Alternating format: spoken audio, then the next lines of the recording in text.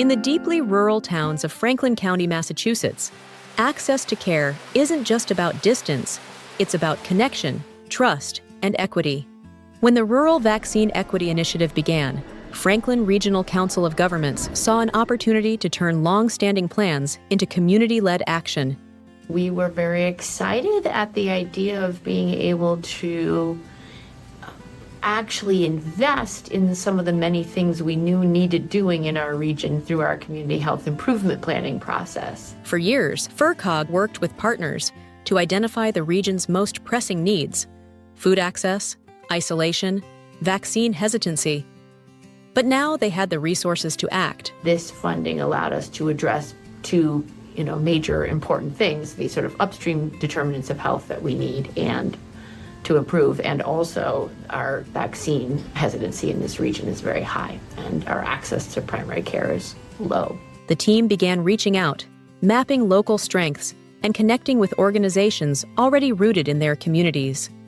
We did a lot of reaching out and identifying who does the work in our rural regions and connecting with them. We really felt like we were the only organization in our region that had the ability to facilitate connections between municipalities and the human service agencies that were doing the work and the community-based organizations that we wanted to engage. In a region with only 5 pharmacies and no centralized vaccination infrastructure, FRCOG coordinated mobile clinics town by town, making vaccines accessible, familiar, and trusted. One of the very proud moments for me was when we were the rural clusters that were the best vaccinated for COVID in the state. The approach was hyper-local, designed around the lives and needs of the people who live here. We have just regular primary care practices, and many of them don't provide childhood vaccines, and many don't provide large-scale vaccination clinics in any way. Well, actually, none of them provide vaccine clinics. So there was a real gap. But it wasn't just about vaccines. It was about addressing the root causes of poor health, starting with social connection. We've been able to fund a really rich tapestry of interesting projects that brought people closer together and built social connectedness, which is something we know when you live far away from other people is really hard to maintain. FRCOG prioritized lived experience, creating space for residents to lead the change they wanted to see. We've learned a lot about not just doing what we think is right to solve the problem, but asking people who live far away, people who live in poverty, people who experience social isolation, who are aging in place, who are growing up as young people in a rural community, what would make things better for them, and acting on their suggestions and involving them in making those things happen. In a place where resources are limited, collaboration isn't optional, it's essential.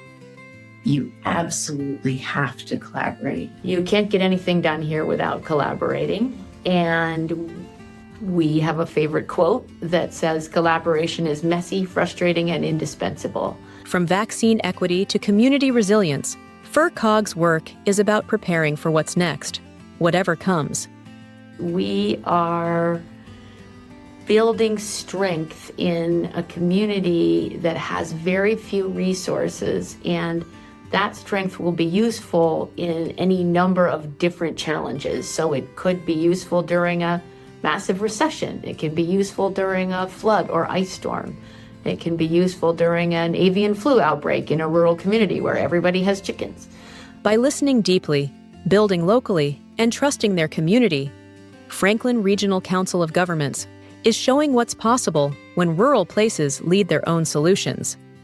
I think for me, it was really surprising that when you gave folks something to do and you helped them see themselves as being part of the answer, as being part of health improvement, things, relationships got built, fences got mended, people, crossed the aisle, they sat down at tables and talked to each other. This is the power of rural partnership.